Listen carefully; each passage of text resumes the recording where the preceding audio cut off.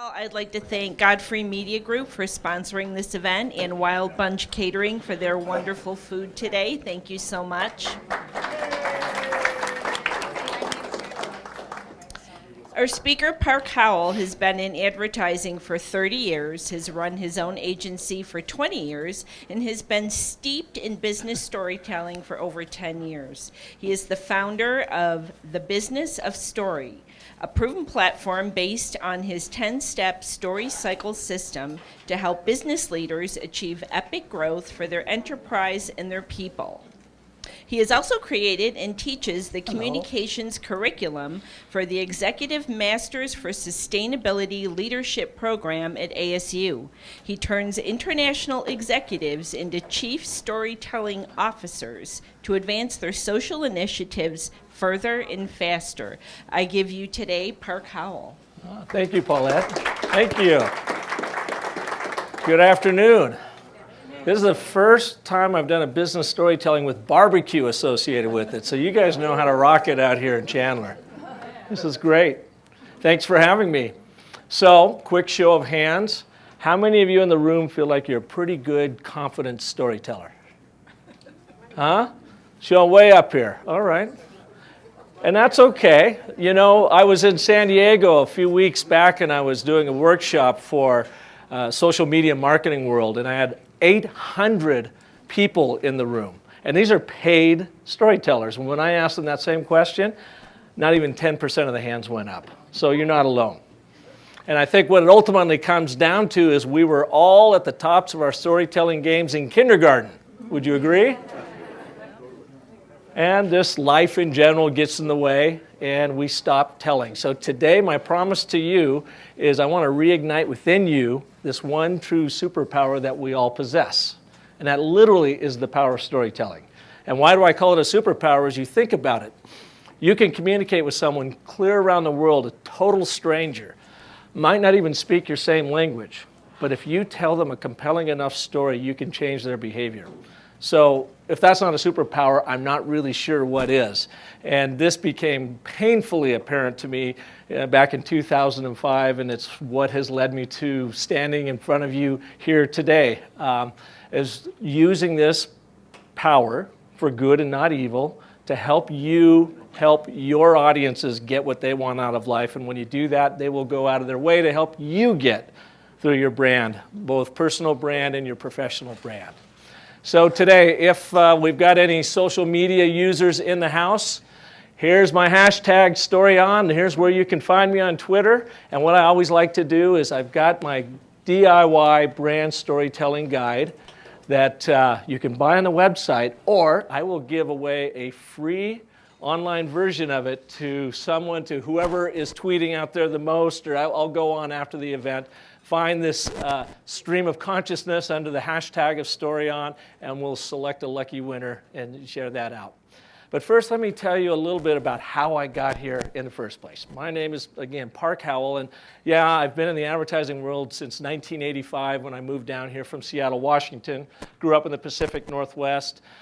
Ran my own ad agency, Park & Co., for 20 years. She's been to it, a good friend of hers, Patty O'Toole, our media buyer. And in 2016, I pivoted away from the ad world so that I could focus solely on truly what I love doing, and that is coaching and teaching around the world this power of story, because people just aren't using it like they should be today, and it truly is the only way to cut through the noise and the clutter that we all are competing against to try to get our messages across. So if you've ever been over to 44th Street and Indian School Road and driven by this building with the big red ampersand ball on the side, that's us. That's where we've been since 1998. And people always say, oh, that's what you do. And I'm in the advertising business, and they didn't even know that.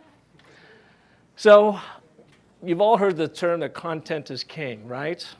Well, I'm a big believer, especially in social media this world, in this day and age, that if content is king, storytelling is the kingdom sorcerer, because it's truly where the magic happens. It's where you can connect and move people to action. So I have been trying to move my clients and lots of folks into this thought of it's not about content marketing, but story marketing. And what is story marketing? It's a strategic marketing approach that creates a brand experience through audio, visual, and immersive storytelling, whereby the customer becomes the center of the story to drive profitable engagement. So your customer is at the heart of your brand story, not your brand, not your business, not you. It's always about your customer. And here's how I learned that and why it's so important now than ever. So back in the day, when all we had to deal with, and you know this, radio, TV, outdoor, print, events, public relations, and that was about it. You know, and then if you had a problem with the brand, you only really had one recourse. You had to pick up the phone and call them. You didn't have Yelp. But of course, that has all changed. Technology has completely leveled the playing field. So where the brands used to own the influence of mass media, now the masses are the media. So the masses own your brand story. They own my brand story. They are the best advertising vehicle we have. So I want you to stop thinking about becoming storytellers and start thinking about story makers and how you can hand your brand story off to the masses so that they can tell it on your behalf. The most powerful form of advertising certainly is word-of-mouth marketing. And now, through technology, it's on 24/7. We all can broadcast around the world and do whatever we want, control the brand story on the brands that we like or the brands that we dislike. I mean, you all saw what happened to United Airlines last week, right? Idiots. But look at what happened. Man, the whole world has turned on them, and rightly so. So it's a very exciting time to be alive in the advertising, marketing, communications world because of this democratization of digital media. I mean, it just gives us all so much power, but we also have a problem with it. Right now, it has created this whole concept that ADHD has become a communicable disease. And we literally, everybody here is the virus because we are competing with texts from our loved ones, from emails, from Snapchat videos, you name it. Those are all competition for the mind share that we seek as brands to be able to connect with our audiences and literally move them to action. So there's only really one antidote to this, and that is an anecdote. You think about it, our brains are absolutely hardwired for meaning. We create meaning out of the world around us through story.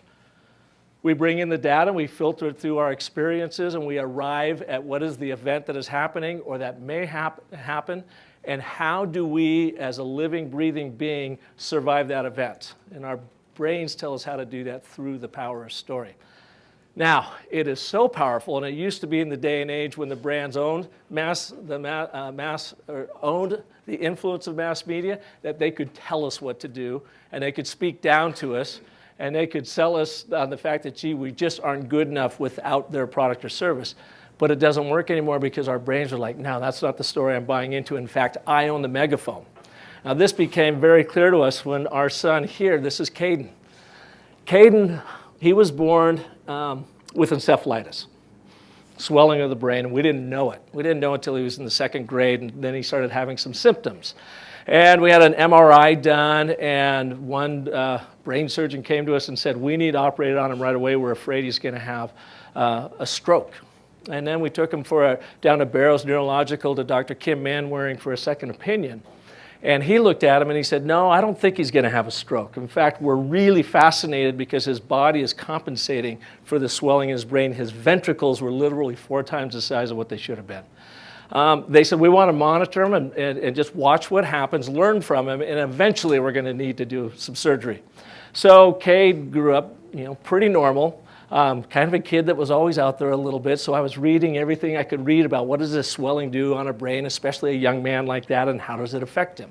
Well, when he was a freshman at Arcadia High School, we had to take him in finally, and they drilled a hole in the top of his head, and they went down, they opened up this little valve down in here that released that pressure, and he's now a 23-year-old, healthy and living life.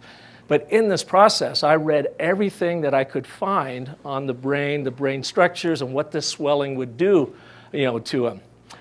I met this gentleman, great writer, Jonathan Gottschall, and he wrote a really terrific book. Highly recommend you adding this to your library if you want to understand why and how stories connect with our brain. It's a really, really fun read. The Storytelling Animal, How Stories Make Us Human. And it was gifted to me at the perfect time because I just had all of a sudden this appreciation for what our son was going through, why some of the decisions he was making because of the pressure on the brain, and how truly the brain assimilates all this information and makes sense of it through story. In his book, he talks about this study called the Heider-Simmel study that was done in 1948, and I'm going to show it to you right now. And in fact, you're going to participate in it right now. So I'm going to show you a video that's just over a minute long, and when you're done watching it, let's open it up for conversation and just answer the question, what did you see happening?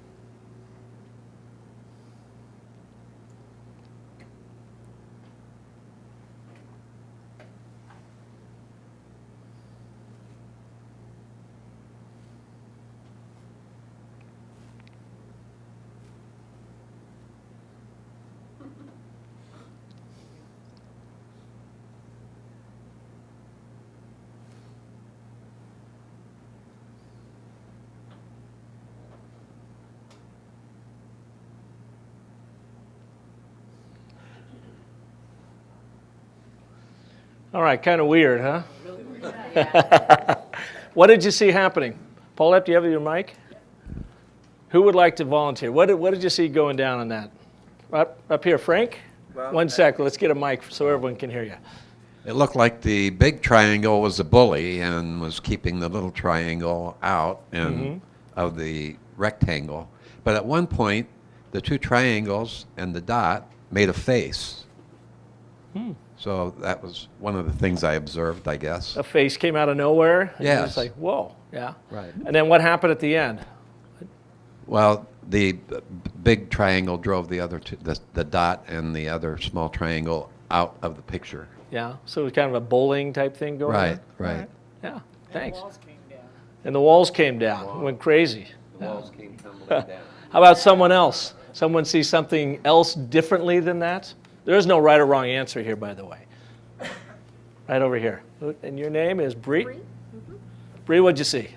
I saw conflict and resolution.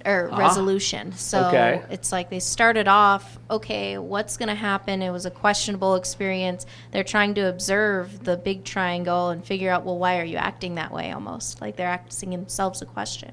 And then from there, when they kind of trapped him in there, then you saw the panic, the anxiety of the little dot that's like, oh my gosh, I just saw that other triangle get picked on. Now what I'm going to do? I'm in closed doors. I'm all alone. And then you see the other triangle sneak in there and save the day. And save the day. Big All right. Bad Wolf got mad afterwards, so he blew the house down.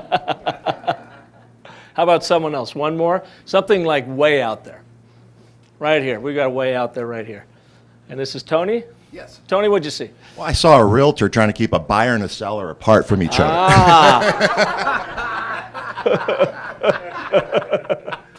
Seriously, it looked more like a Romeo Juliet almost type of thing where someone was being a protector, and then once they lost their thing, they became very violent and self-destructive. And keep going. Get more specific.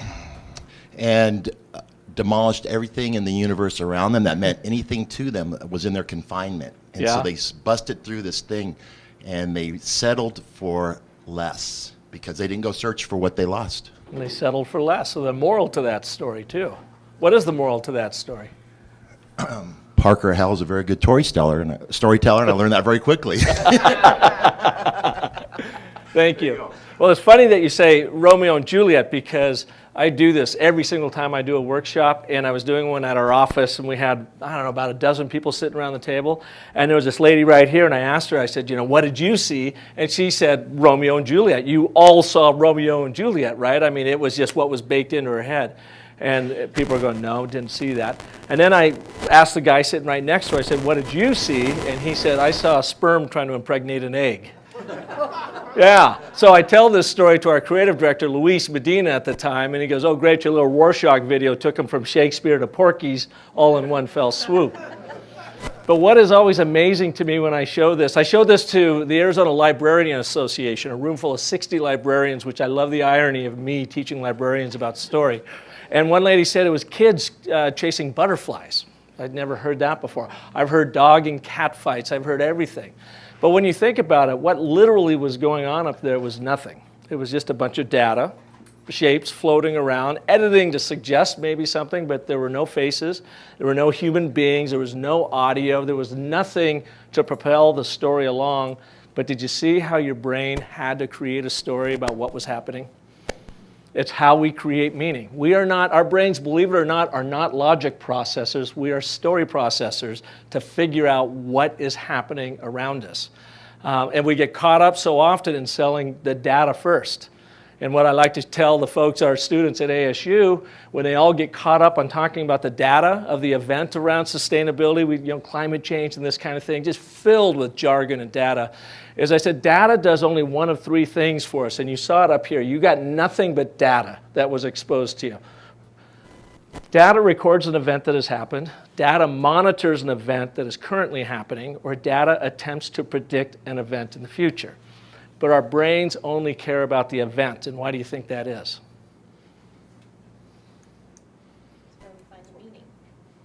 Because events can kill us, data can't. Our subconscious, our reptilian brain has one goal in this world, and that is to keep our organism alive. So when it gets right down to it, it looks and it brings in this data and it sorts it through past events to create a story about, do I run, do I fight, or is there an opportunity here for me to take advantage of? So you think about the last PowerPoint presentation you gave or had to sit through. If it was data laden, then chances are your story was not heard. Your audience just sat there and made up complete stories about you. If your logo doesn't really talk about and express the personality of you and your brand, every time you show that logo, your audience is making a story up about you. If they go to your website and it's data laden and it doesn't have great user experience and it doesn't really tell your story, your audience is going to make up that story about you. It literally comes down to story is primal. It's what's taken us from cavemen to consumers. It's what kept us alive, and it is unique to the human experience.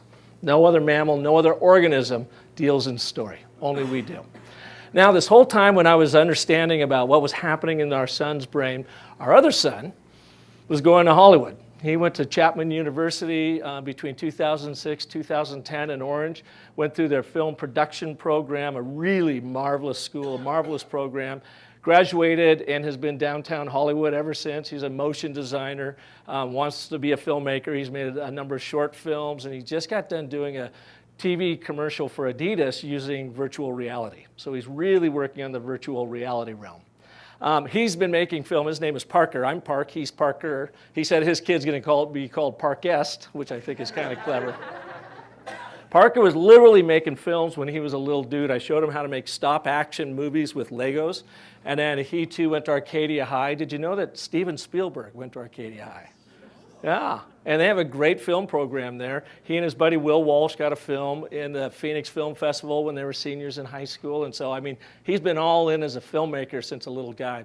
I tell you that because when he was going to film school over there, it wasn't the cheapest school in the world. Thank God he got a nice scholarship. But I told him, since we're paying for your textbooks, I want you to send them to me when you're done with them, because I want to, number one, vet this education. You know, how do they actually prepare you to be a competitive storyteller, filmmaker in the most competitive storytelling market in the world, LA? And two, what could I learn in the world of persuasion and advertising and marketing when I was finding at this time that our work, our advertising work, our radio and our TV wasn't nearly as effective as it used to be. Digital was really coming in, and it simply wasn't working. We were having clients spend a lot of money with us, and we weren't moving the needle anymore. So as I started reading the books about it, I got introduced to Joseph Campbell. And he became kind of my mentor in this whole process, even though he died in 1987. Are you familiar with Joseph Campbell? A few people in the room. And that's usually what I hear too. Joseph Campbell is America's foremost mythologist. And he created something called the hero's journey that he identified that surrounds many, many of the great epic adventure stories that we are familiar with from the beginning of time to what Hollywood cranks out, this day and age. When I saw this, it was kind of my aha moment. So I've got a little TED Ed video that can actually do a little bit better job than I can explaining who Joseph Campbell is and why it's so important. What do Harry Potter, Katniss Everdeen, and Frodo all have in common with the heroes of ancient myths? What if I told you they are all variants of the same hero? Do you believe that? Joseph Campbell did. He studied myths from all over the world and published a book called The Hero with a Thousand Faces, retelling dozens of stories and explaining how each represents the monomyth or hero's journey. So, what is the hero's journey? Think of it as a cycle. The journey begins and ends in the hero's ordinary world, but the quest passes through an unfamiliar, special world. Along the way, there are some key events. Think about your favorite book or movie. Does it follow this pattern? Status quo, that's where we start. 1 o'clock, call to adventure. The hero receives a mysterious message, an invitation, a challenge. 2 o'clock, assistance. The hero needs some help, probably from someone older, wiser. 3 o'clock, departure. The hero crosses the threshold from his normal, safe home and enters the special world and adventure. We're not in Kansas anymore. 4 o'clock, trials. Being a hero is hard work. Our hero solves a riddle, slays a monster, escapes from a trap. 5 o'clock, approach. It's time to face the biggest ordeal, the hero's worst fear. 6 o'clock, crisis. This is the hero's darkest hour. He faces death and possibly even dies, only to be reborn. 7 o'clock, treasure. As a result, the hero claims some treasure, special recognition, or power. 8 o'clock, result. This can vary between stories. Do the monsters bow down before the hero, or do they chase him as he flees from the special world? 9 o'clock, return. After all that adventure, the hero returns to his ordinary world. 10 o'clock, new life. This quest has changed the hero. He has outgrown his old life. 11 o'clock, resolution. All the tangled plot lines get straightened out. 12 o'clock, status quo, but upgraded to a new level. Nothing is quite the same once you're a hero. Many popular books and movies follow this ancient formula pretty closely, but let's see how well The Hunger Games fits the hero's journey template. When does Katniss Everdeen hear a call to adventure that gets the story moving? When her sister's name is called from the lottery. How about assistance? Is anyone going to help her on her adventure? Hey, Mitch. What about departure? Does she leave her ordinary world? She gets on a train to the capital. Okay, so you get the idea. What do you have in common with Harry Potter, Katniss Everdeen, and Frodo? Well, you're human, just like them. The hero's journey myth exists in all human cultures and keeps getting updated because we humans reflect on our world through symbolic stories of our own lives. You leave your comfort zone, have an experience that transforms you, and then you recover and do it again.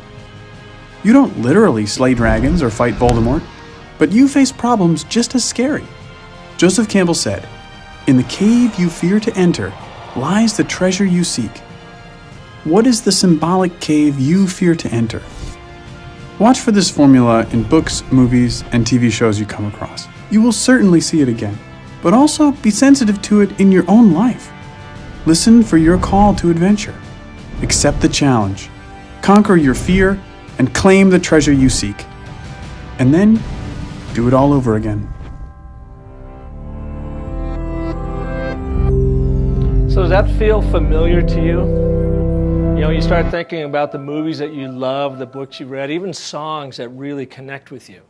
So many of them follow this pattern. And in fact, I would even argue that you're kind of doing it right now. So how many of you have been in this room before? So it's not completely out there, but you come once a month or so for something like this. So essentially, you started in status quo. You were at home this morning. You went into your office. You were going about life in your ordinary world, as usual. You had a call to adventure. The meeting invite went out in a very symbolic way. You invested in investing your time and money to be here. So you are taking a leap of faith that you're going to get something out of this. And as soon as this started, you have departure, hopefully, from your ordinary world. And now you're experiencing this new extraordinary world of learning about story and how it is absolutely intertwined with our lives and how we make sense of the chaos of being, of being alive and getting through it. You're going through trials by experiencing this, and you're going to start writing your own story before we're done here. You'll probably have a crisis in this class today because you're going to go, oh my God, I'm a rotten storyteller, but it just takes time and practice. When you're all said and done, you'll return back to your offices and back to your home again, but as Campbell says, you'll return with the boon. You'll be leveled up. You'll have this new knowledge about story and storytelling and how you can use it in your life, both for your personal brand, to grow your personal influence, and in your professional brand, to grow your company and your people. Any questions so far? All right, we'll keep going. So when I saw this was Campbell's thing, and if you want to have some fun, just Google an image of Joseph Campbell's hero's journey. This is the first thing that pops up. At least it did 7 years ago. Print it out, grab your favorite beverage, sit down, and watch a movie like Star Wars. The very first Star Wars follows it exactly because George Lucas wrote and was friends with Campbell. He wrote a senior thesis at USC about the hero's journey and wrote the very first Star Wars film based on it. But you can go back to The Wizard of Oz. You watch The Wizard of Oz, you will see, and this is before anybody even knew about the hero's journey or it existed. But The Wizard of Oz follows this exactly. The Matrix, the Lego movie. I mean, any major epic event follows this. And that's what was my aha moment. And this is where we took this and boiled it down to what we call the story cycle. And I had to boil it down so that it made sense in business. And we started using this for high-level brand strategy work. Oh, where did it go? High-level brand strategy work right down to the actual tactical activation of it. So some of the clients that were bold enough to be a part of this, it just keeps going. Let's start with Adelante Healthcare. Do you know, anyone here know Aveen Tafoya? An amazing CEO. If you ever get a chance to hear her speak or get a chance to meet her, go out of your way. She worked with us. The very first time I put this to work was when Adelante Healthcare was Clinica Adelante, and they were out in West Valley. We redid their whole brand story following the story cycle process, created now Adelante Healthcare. They have experienced 300% growth since relaunching the brand story. And she'll be the first to tell you that it is because of this process. It just brings more humanity into what they're doing. It gets kind of that marketing brand academia and puts it to the side and said, no, this is totally focused on the people that we impact, from our leadership and staff and employees to the clients and customers come in to the vendors. We also represented Goodwill of Central Arizona for many, many years. In fact, I just took their board through a training program last week on story. Using the same process, over 400% growth. Worked with Coca-Cola on an internal eco-driving program that they launched in 2010 that they were just trying to get 60,000 of their drivers to adopt an eco-driving approach so that they could save money and save fuel and drive more safer. And so we told the story totally from their cab, all about them, not about Coca-Cola, and what it meant for them to really get involved in this program. We looked at the journey that the drivers were on, and we connected our ask to their journey. When they launched in 2010, in the first quarter, they had doubled the savings. They had way more buy-in than they thought, and again, it goes back to this story thing. And where it was really, really underscored me, because again, these were all science projects that I was testing out of Hollywood in the Phoenix market here, was in Washington, D.C. when I was working for Forever Living Products. We handled their business for about 16 years. And in D.C., we would always produce their annual event. And their annual convention would be, we would launch their new products and we'd do business training. Well, we would end up with like 3,600 of their distributors from 140 different countries that would arrive the night before. So they were always just totally jet lagged by the time they came, and we were on stage at 9 a.m. the next morning. So we had people falling asleep in the front row, and we had people leaving early. And it was really heartbreaking because we put a lot of time and effort into these launches, but we could never keep them awake. Could totally understand why. Until we wrote and scripted the entire product launch from a story standpoint. I followed a book called Save the Cat that has 15 story beats in it that follows a hero's journey. We followed those beats and we wrote a script, a 2-hour play, and we basically launched the products, rolled everything out, and by the time we were done, we had a full crowd. We had nobody had fallen asleep. And by the way, we were also translating this real time in 8 languages from the stage. So I'm thinking a lot of this has to be lost in translation. There's just no way they're getting all this. But this basic structure of story just connected with them. We had a riveted crowd for 2 hours, and then we brought some distributors up to have them share their stories. And by the time the thing was all said and done, the client said this was by far the best product launch we had ever had. That's when I was completely sold on the universal power of story because, again, I'm not so sure that they understood everything I was saying, but this basic story structure stuck with them. So now, we're going to try this on you.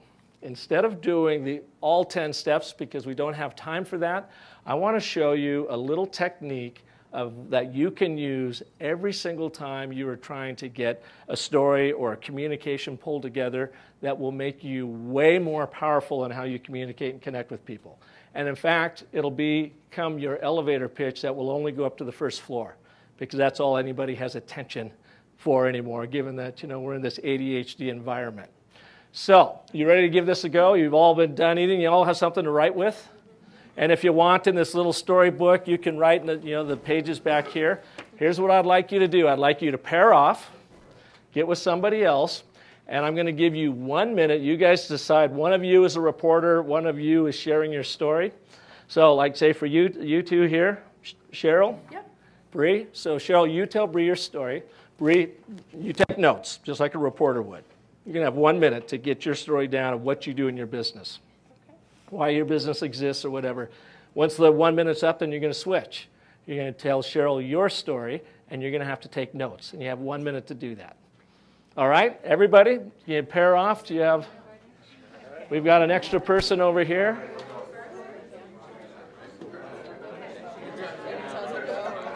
What's that? Yeah, go ahead and get settled in.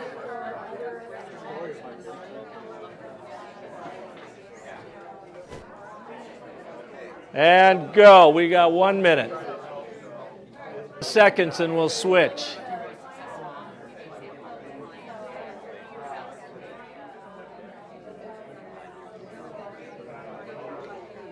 All right, now time to switch. Time to switch. So you, Paulette, you got the microphone. Who would like to share your partner's story, what you heard? Anyone? How about right over here?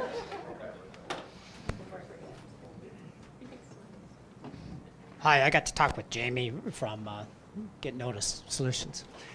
Jamie likes to help small businesses compete with the big dogs and do it in their marketing and by offering complete marketing packages, not just, but both in the traditional as well as the more current digital environment as well.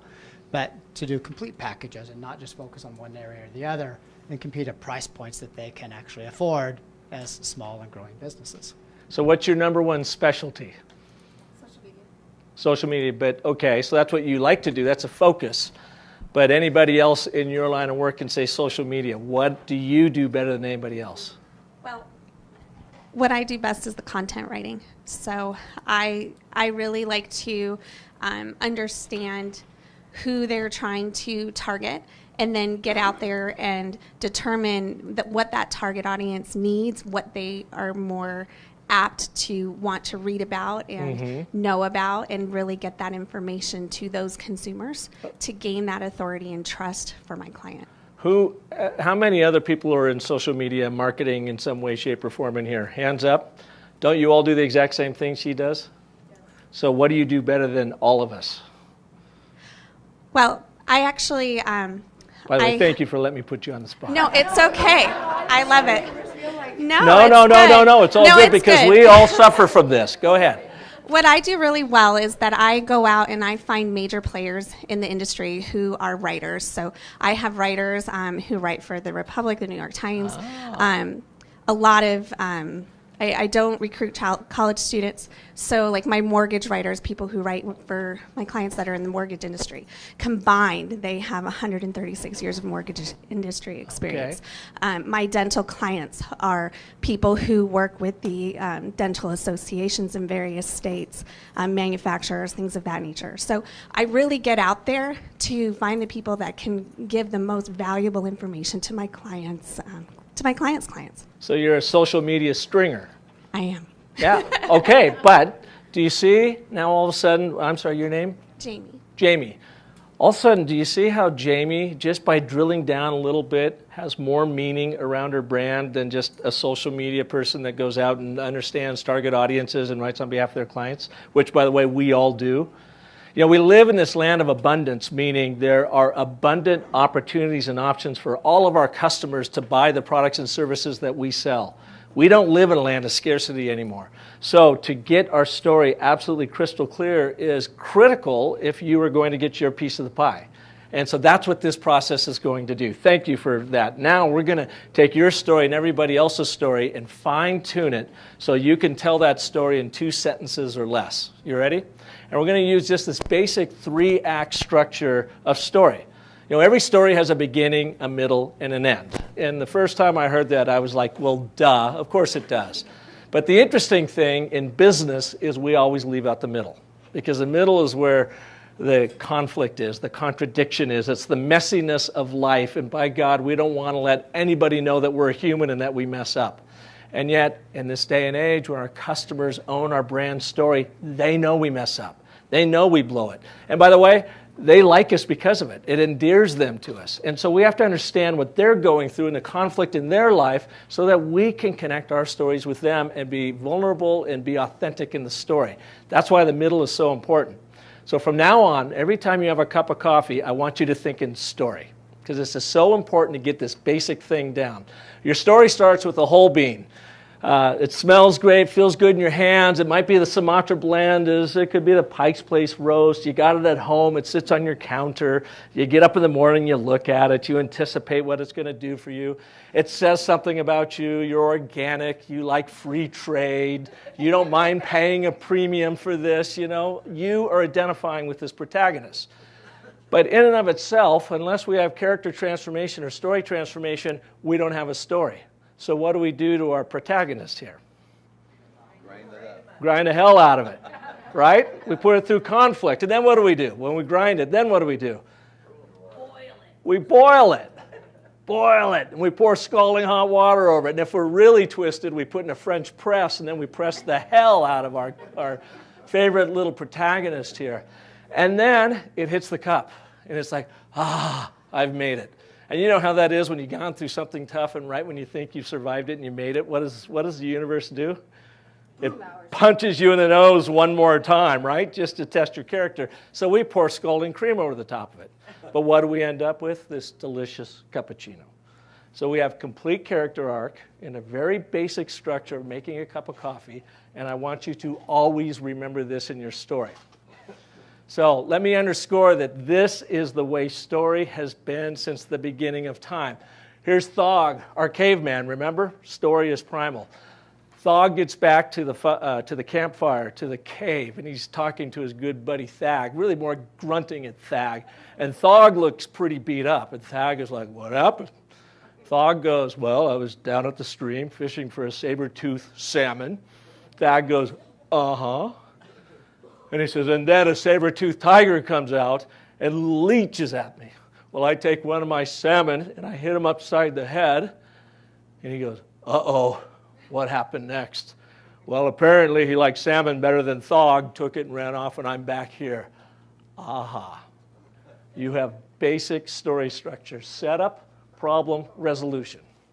It's the way our brains are hardwired to create meaning out of life. Aristotle, beginning, middle, and an end. All of his writings talking about stories. This is the basic thing. You've got Shakespeare, introduction, rising action, climax. Mozart, did you know the sonata allegro form is created totally on story structure? I know that because I got a degree in music composition and theory in college. Knowing I'd never make a dime at it, I also got one in communication, so I'm standing here in front of you today. Exposition, development, resolution. Hegel, argument is all about thesis, antithesis, and synthesis. Finally, Spielberg, setup, conflict, resolution.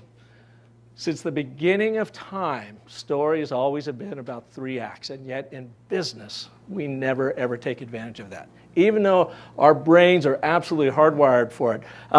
Robert McKee, who's a legendary screenwriting coach, I went to his 4-day course in LA with our son. He was taking it for film, and I was taking it for marketing.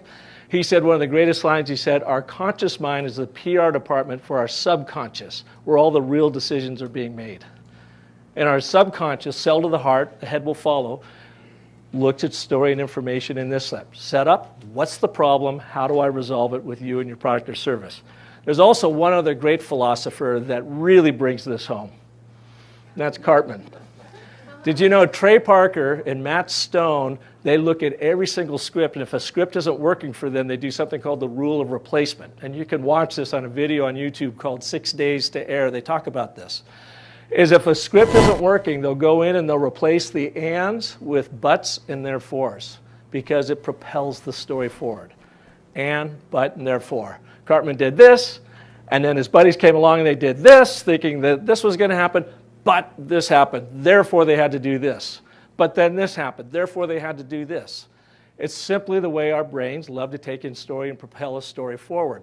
My good friend Randy Olson, who is a Harvard PhD biologist turned USC Film School grad, created 3 documentaries around climate change and global warming, has written 3 books, all focused on trying to teach scientists how to communicate, how to be able to take their great findings and make it connect with everyone else in the world. And he wrote, Houston, we have a narrative. The best thing written on how to use this and, but, and therefore in your storytelling. So we're now going to take the story that you just worked on, and we're going to put it into this format. In fact, I used it on you earlier when I told you about me and my career. So I've been around the advertising for 30 years. I've helped companies experience epic growth for their enterprises and their people, but brands no longer own the influence of mass media, as the masses are now the media, creating a cacophony of competing communications. Therefore, to rise above the noise of the tech-driven attention economy, leaders are using the ancient power of storytelling to connect with audiences on the most human level and move them to action through story marketing. You didn't recognize it, but your subconscious did.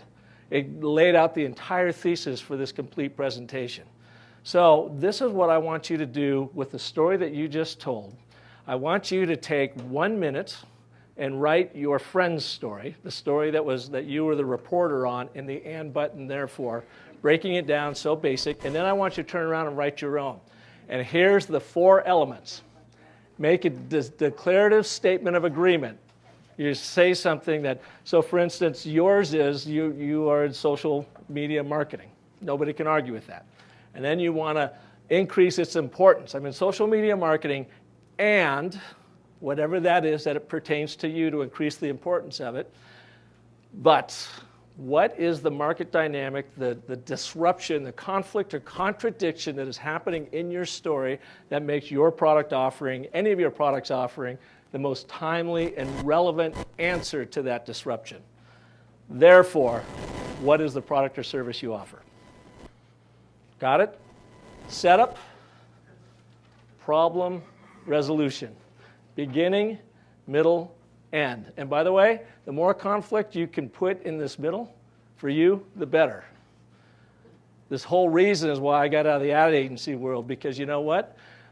Doing advertising for a long time was having great fun, but it wasn't working because, or but, the masses now own the story. Therefore, I've completely refocused on helping leaders like you find storytelling to be able to connect with those people out there like you never have before. Any questions before I turn you loose on this? You're not going to turn that off. Nope, I'll leave this up for you. So take a minute. Tell you what, I'll give you 2 minutes. Who has to leave here at 1 o'clock? I want to be sensitive to your time. All right. So take 2 minutes, Write first your friend's story in an ABT fashion, and then write your story. Ready? Go.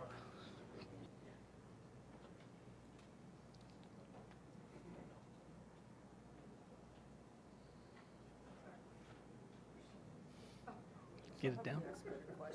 What's that? All right, you can think of the ABT kind of as the dumbbell to storytelling.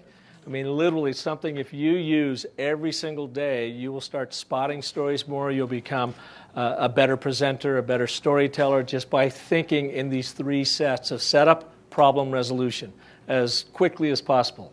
So who would like to share their story, their ABT?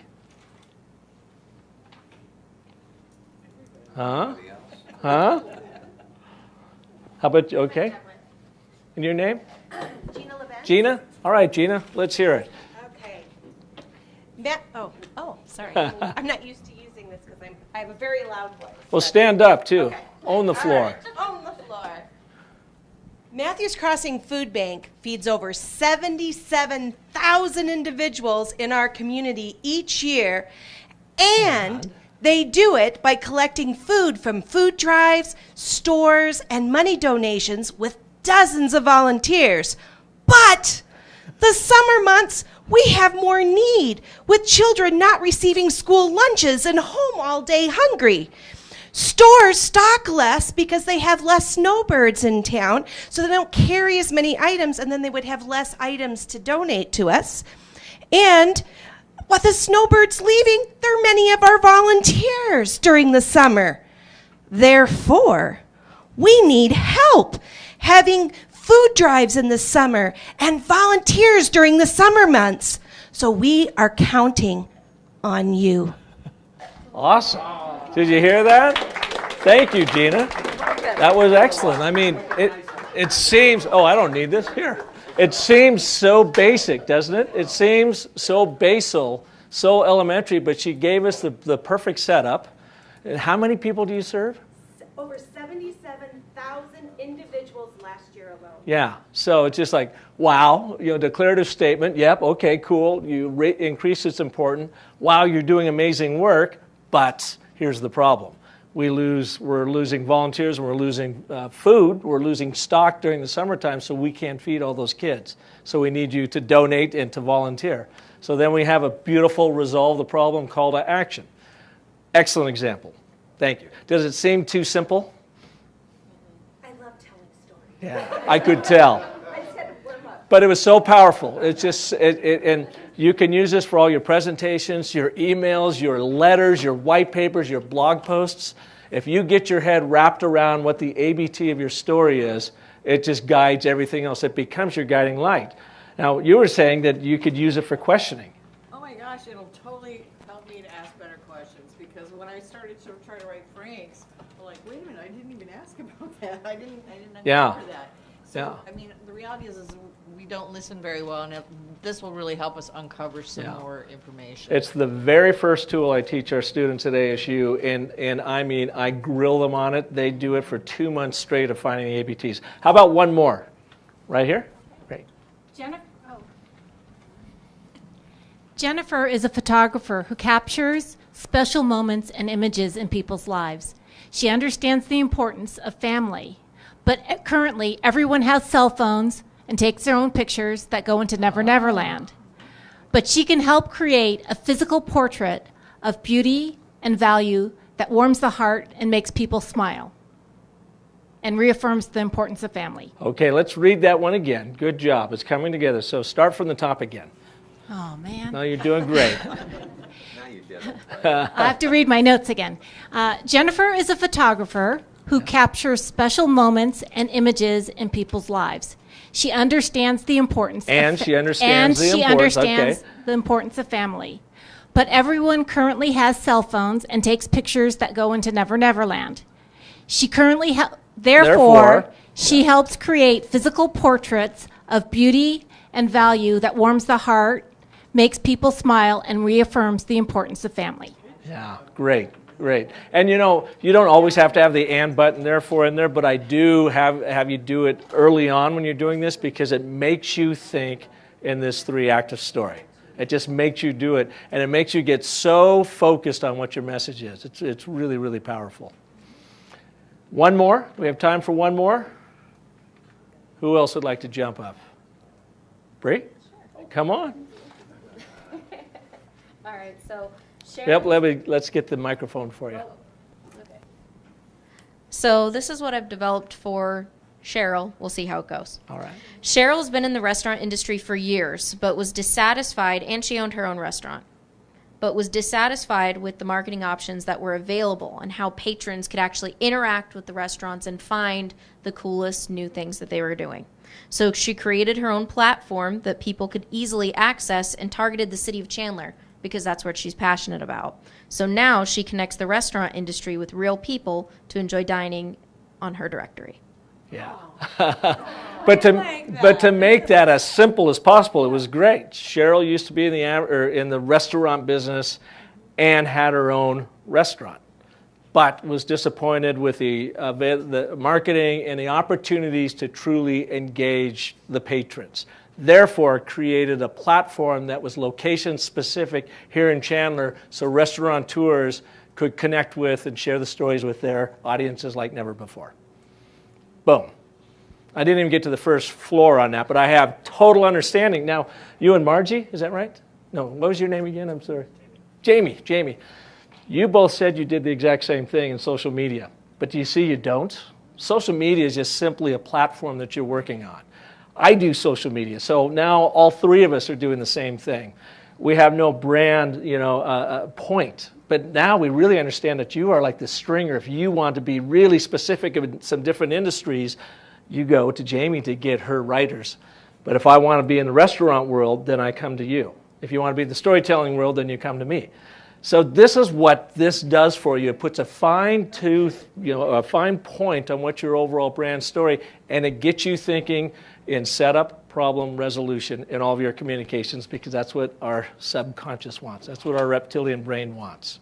So we're right at the top of the hour. I want to be, sensitive to those that have to leave. I've got just a little bit more to go if you want to stay around. Some added value training here. Probably 5 more minutes, if you like. Is that going to work for you? All right. Let's jump on, because I've given you each a book. And what I want you to do with this book, take it home, and you can certainly write in it. It died on me. This is completely. There we go. I'm going to take this storytelling, the story cycle system, and create and show you how you can use this both for your own personal brand in this book as a guide, writing down what you do better than anybody else on a personal brand level, and then how you can use the exact same process for your company or your business brand. And we'll just go quickly through it. But this is written such that you are writing your story. You are literally the hero in this story. It's the why story. Someone sits down across from you and says, why is it you do what you do? This would be the outline of that story to explain what it is that drives you. You're familiar with Simon Sinek? And he says, people buy the why you do what you do. The how and the what are just simply an expression of that. Essentially, this is your why story. As we go through this, I'll talk about each one of the steps and then how you can use each one of these steps then for your own brand, your own business brand storytelling. So, Act 1, setup. You've already done this, actually. Where in the world have you been? You use your ABT as the setup to your story. Get that really super dialed in, because now in Cheryl's case, for instance, we know that you've been in the restaurant business. You were dissatisfied with what was going on there, created this platform, and now you've got this platform that's working, so we're interested. What are you going to do? Where does this story go? What are you trying to accomplish with this story? So this is the ABT. You push it, you put it in here. When we are doing brand work, this is your position statement. This is what you do better in the market than anybody else. And there's a simple way of going through this 4-step process. What industry do you operate in? What category in that industry do you operate in? What's your specialty within that category? And then what is your number one specialty? That helps you really get defined of what you do in a features and functions mode that you do better than anybody else. You start carving out that mind share in people's minds as to say, okay, you might be in the social media and marketing, but what I really understand you do is this. And that's hugely important in this day and age of this living in a land of abundance. We have to separate ourselves from everybody else, and that means to get very niche, very specialized, and then let the world know what that is. Page 2, who's your hero? So we have to introduce the protagonist in this story. In this case, as you're talking about yourself, you are the hero in this journey. And something that's a great way to capture the content in here is just simply tell us 2 things you do really well that makes you kind of a superhero in your area, and what is something that is you don't do so well. It's kind of a downfall. It kind of gets in your way. That kind of keeps upsetting the apple cart as you're moving forward. The more you can kind of express where your weaknesses are, the more you are going to get your audiences to buy in, because they want to know, how are you overcoming those weaknesses to get to where you are. You know, you want to be here and be successful if you haven't been overcoming something. When we're working on brands, we want to remove you as the brand is not the hero. I want you to start thinking about the hero in this journey of your audience or your customers. And by the way, I always kind of wrap audience and customer together, because anybody sitting across from us is a customer. We're trying to sell them something, whether we're trying to get our daughter to eat her peas or trying to get someone to buy our product or service. Every audience is a customer. We're trying to get them to buy into our story. But this is where you start really focusing on your top 3 audiences for your brands and writing their customer personas, by the way, using the same story cycle system. Understand the story, the journeys that they are on, so you know how to connect with them.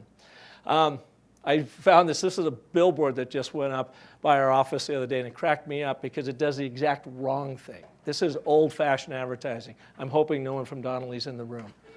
Donnelly is not the hero.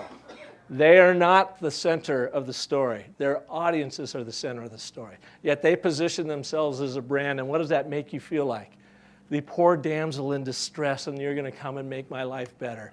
Or the knucklehead that can't fix his own thing. It doesn't work anymore. It used to work, but you've got to put your audience at the center of the story, and there here's the mentor or guide.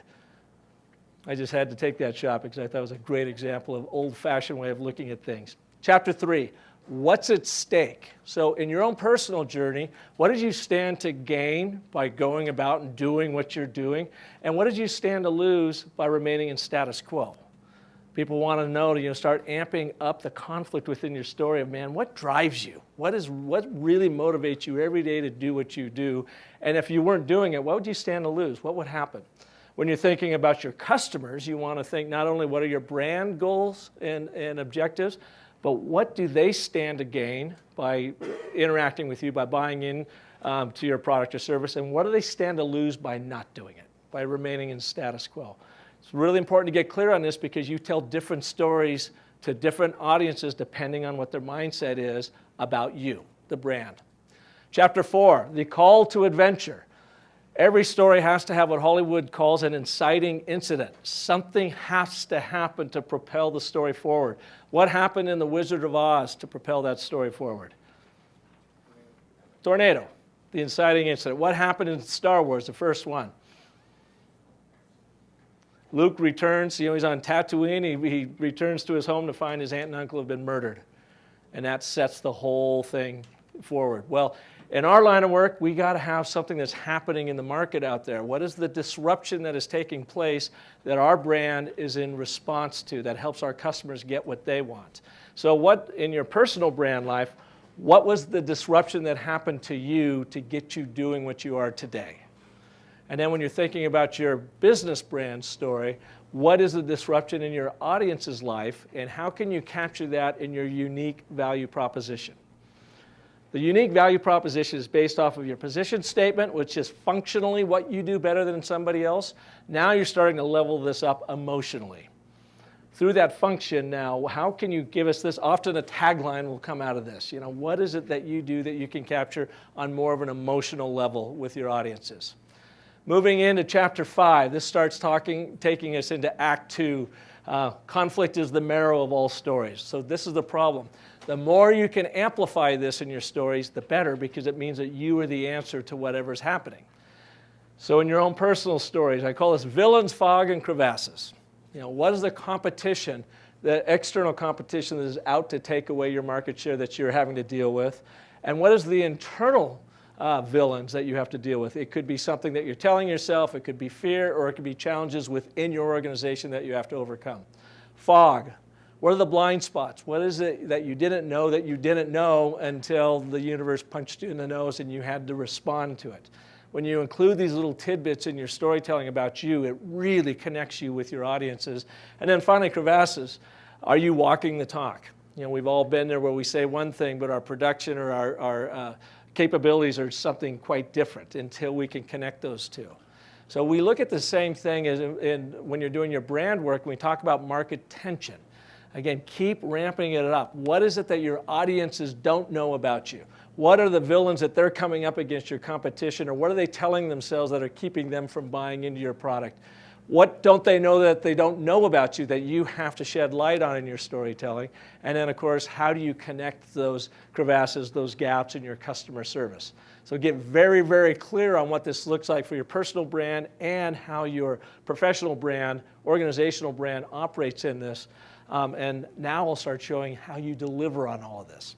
Chapter number 6, enter the mentor. So in your personal brand, somebody has been there to help you. Who is the Glenda Good Witch of the North that has helped you through, or your Obi-Wan or Yoda? There's always somebody. None of us achieve anything of significance without the help of other people. Talk about who they are here. When you're talking about your brand, this is where you get to come in.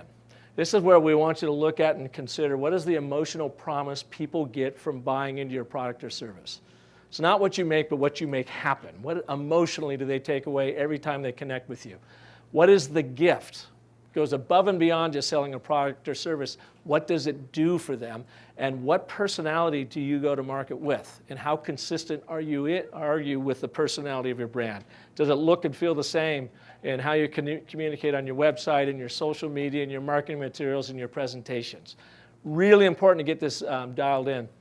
By the way, the mentor or guide role in every story is the most important role in every story. So brands often put themselves at the center of the story when their customers need to be there. We always play the mentor or guide. We help them get what they want, and then they go out of their way to help us get what we want. They don't even realize it. That happens in the road of trials.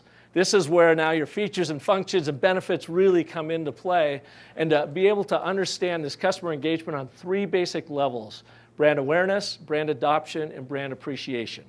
How do you tell the stories of those different levels for your customers, and where are they in this journey? Now, customer journeying, you can find specialists that will take you through their own 10-step version of it. I don't pretend to be that or do that here. I just like to boil it down to those 3 main areas: adoption, appreciation, or awareness, adoption, appreciation, so you know what stories to tell them. Then we got to have success. Victory is at hand. So what happened? You get through that whole thing. If it's your own personal story, it's great in the road of trials to take them to that bitter end, to like right when you thought you had it made, but all is lost. And then you come out of the other end and you learn something in that process and you leveled up because of it. So now when you get to chapter 8, victory is at hand, this is about customer engagement. How do you celebrate those little victories with your customers? So the first time they learn about you, what do you give them online? What freebie do you give them? How do you celebrate them finding you? When they finally buy into your product or service, what extra do you give them? What value, what bonuses do you add on to it so that they have that reward and they keep moving forward? And then when they get to the brand appreciation side, it's where you want to get them to be sharing your story. How do you arm them with the stories through your customer service and experience so that they start sharing your story with their worlds? That's where you ultimately want to get them to. Now, we finished this whole thing up in the last 2 chapters, resolution, bringing meaning to all of this. The moral of your story. What is the moral? What is the basic truth, the brand purpose that you live into by doing what you do? It's that moral guidance, that North Star, both in your own personal brand and your professional brand. It's just simply arriving at your brand purpose. There's a terrific book out there called Grow by Jim Stengel, who researched 50 companies during the recession that outperformed, all of them outperformed the S&P 500 by 400%. And the reason being is they had these brand purposes that were much greater than themselves. Very, very simple little statements that said, look, I'm in this business and I deliver this, but I'm really doing this to help humanity in this way. This comes down to the moral of your story. What is it you personally do that is your personal brand purpose, and what is your organizational brand purpose? And then finally, to be continued, is simply about building brand rituals. How do you keep people coming back for more?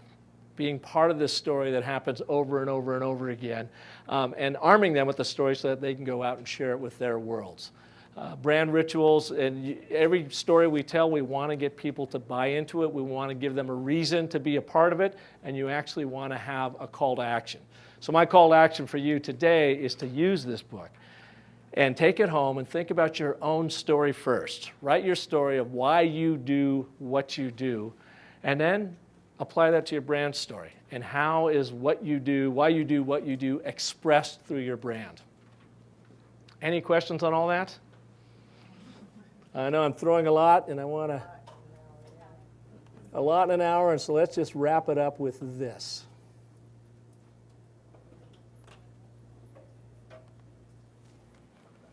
I want to remind you that the most potent story that you will ever tell is truly the story you tell yourself. So make it a good one. Thank you very much. Any questions? Thanks so much, Park. You just got a 12-month ASU course in 1 hour, so there you go. Thank you again to Godfrey Media Group. Brent is here if you have any questions for him today, and also Wild Bunch Catering. And join us next month. We will be talking about how to sell your business. If none of this works out for you, there is an alternative, okay? Because it works out for you, it's how you sell it to make huge sums of money. There you go. There you go. Thank you so much for attending today.